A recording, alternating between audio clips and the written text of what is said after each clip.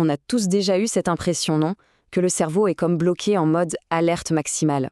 Eh bien aujourd'hui, on va plonger dans la science fascinante du traumatisme. Pas seulement pour comprendre comment ça nous affecte, mais surtout comment on peut s'en remettre. Et on va voir que c'est une histoire assez incroyable sur le pouvoir de notre propre cerveau à guérir. Pour commencer, il faut partager cette phrase du docteur Janina Fischer qui est vraiment puissante. La capacité de réparation du corps humain est à couper le souffle. Gardons bien cette idée en tête, elle est vraiment au cœur de tout ce qu'on va aborder. Ça veut dire que peu importe la blessure, la capacité de guérir, elle est déjà là, à l'intérieur de nous. Voilà, le point de départ, c'est ça. Un traumatisme, ce n'est pas juste un mauvais souvenir. Ça va bien plus loin. Ça modifie physiquement les connexions dans notre cerveau. On pourrait se dire que c'est une sorte de condamnation, que c'est permanent.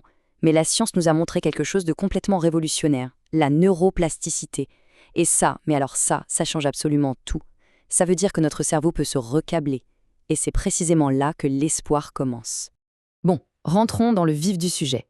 Avant même de parler de guérison, il faut se poser la bonne question.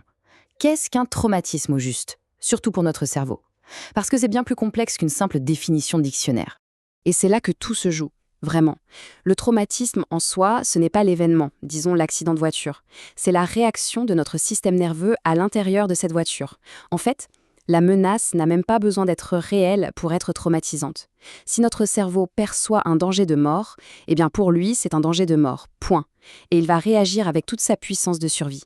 Et bien sûr, tout le monde ne réagit pas de la même façon, loin de là. L'âge, par exemple, c'est un facteur énorme.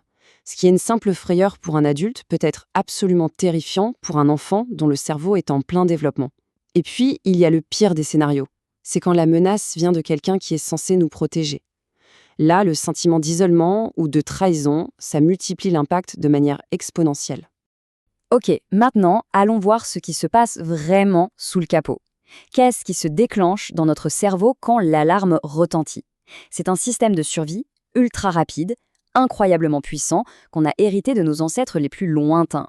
Alors, pour simplifier, on peut imaginer notre cerveau comme un immeuble de 3 étages. Tout en bas, on a le cerveau reptilien, le plus ancien, le concierge en quelque sorte. Lui, il s'occupe juste de nous maintenir en vie. Au milieu, il y a le cerveau émotionnel, le limbique. C'est le système d'alarme, il scanne en permanence pour détecter les dangers. Et tout en haut, le penthouse, c'est le cortex préfrontal. Lui, c'est le grand patron, celui qui réfléchit, qui planifie, qui prend les décisions logiques. Et là, attention, parce que c'est le point crucial. Quand le système d'alarme du milieu se déclenche, qu'est-ce qu'il fait? Il coupe le courant au grand patron, à l'étage du dessus. Le cortex préfrontal est mis hors jeu, complètement. Et en fait, c'est logique. Si on se retrouve face à un tigre, on n'a pas le temps de philosopher, il faut courir. C'est donc une déconnexion d'urgence pour une survie immédiate. C'est Joseph Ledoux, un grand neuroscientifique, qui résume ça parfaitement. La peur devient pathologique quand le grand patron n'est plus dans son bureau pour calmer le système d'alarme. Du coup, l'alarme, elle continue de sonner à plein volume, même quand il n'y a plus aucun feu. Et ça, c'est vraiment le cœur du problème dans le traumatisme. Alors, qu'est-ce qui se passe quand cette alarme reste coincée en position on? Concrètement, comment ça se manifeste dans notre corps, dans notre comportement de tous les jours? En gros, notre système nerveux a 2 grandes façons de réagir à cette surcharge permanente. D'un côté, on peut être en mode hyper ou hyperactivation. C'est la fameuse réponse combat ou fuite.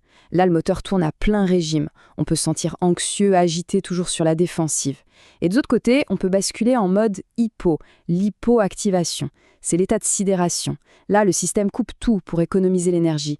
On peut alors ressentir un vide, une déconnexion, un engourdissement. Et ce qui est déroutant, c'est que souvent on passe de l'un à l'autre sans même comprendre pourquoi. Et s'il y a une seule chose à retenir de tout ça, c'est la suivante. Ces états ne sont pas des signes de faiblesse, ni des défauts. Ce sont au contraire de brillantes stratégies de survie. C'est le corps qui a trouvé un moyen de supporter l'insupportable. C'est notre système nerveux qui fait tout ce qu'il peut pour nous protéger. C'est un signe de résilience, pas de maladie. Ok, mais alors vient la question à 1 million. Si la partie logique de notre cerveau est déconnectée en pleine crise, comment est-ce qu'on peut bien guérir? Comment atteindre le poste de commande si la porte est verrouillée de l'intérieur? Eh bien, c'est là que ça devient vraiment passionnant. C'est le grand paradoxe, n'est-ce pas? On entend tout le temps. Il faut parler de ces problèmes. Mais comment faire si la partie du cerveau qui gère le langage et la logique est justement hors service? C'est un peu comme essayer de négocier avec une alarme incendie en plein hurlement. Ça ne marche pas. Il faut trouver un autre moyen, une autre porte d'entrée pour la calmer. Et la bonne nouvelle, c'est que cette porte dérobée, elle existe. C'est une zone bien précise de notre cerveau pensant, le cortex préfrontal médian. On peut le voir comme une sorte de médiateur qui a un téléphone rouge, une ligne directe avec le centre d'alarme. Et en activant ce médiateur, on peut lui passer le message « Et tout va bien, fausse alerte, tu peux te calmer ». Et la meilleure nouvelle dans tout ça, c'est qu'on peut tous apprendre à utiliser ce téléphone nous-mêmes. Bon, alors comment on fait concrètement pour passer cet appel au médiateur interne? Il existe un outil qui est en fait incroyablement puissant et surtout accessible à tout le monde. Cet outil, c'est la pleine conscience.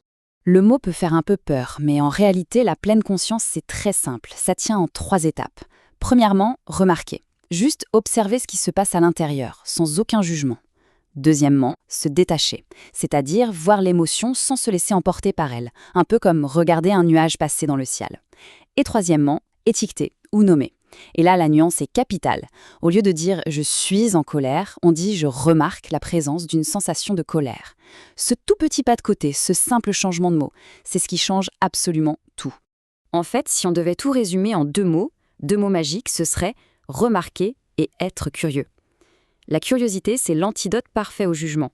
Dès l'instant où on devient curieux de ce qui se passe à l'intérieur, au lieu de le critiquer, on active ce fameux médiateur dans notre cerveau. Et c'est là qu'on commence à transformer radicalement la relation qu'on a avec nos propres émotions. Le docteur Fisher a une image géniale pour expliquer ça. Elle dit qu'il faut traiter les pensées difficiles comme une patate chaude. Quand une pensée douloureuse arrive, au lieu de la serrer très fort dans nos mains et de se brûler, on apprend simplement à la laisser tomber. On la remarque et hop, on la lâche. Pas besoin de se battre avec, juste la laisser passer. Et voilà un autre outil très concret. Quand on se sent submergé, on peut se poser cette simple question.